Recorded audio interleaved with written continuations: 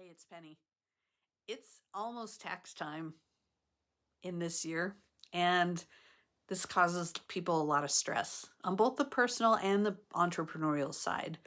Sometimes, if you're a business owner, there are certain expenses that you get to write off if you're a home office person like me, but you have to know what you paid for those things.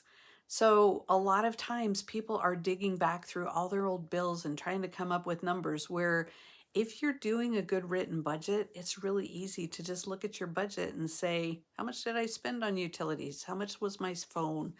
Whatever the things are that you get to write off.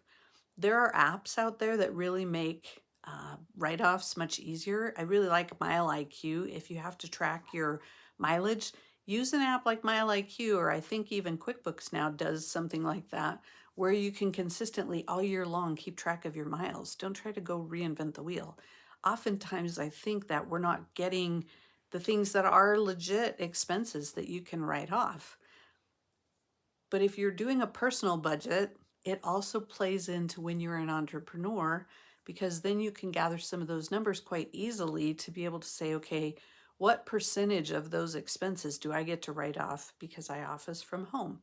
And since the pandemic happened, a number of people are self employed and work from home and get to write off some of that stuff. So be talking to your CPA about what are the legit expenses that you can write off.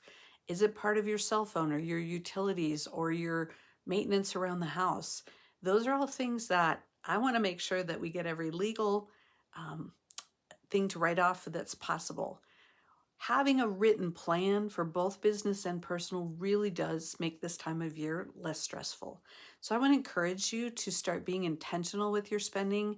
If there's some way I can help you get organized and get that part of your life under control so you can focus on the more important things, I'd love to be a part of that. Reach out. Be wise.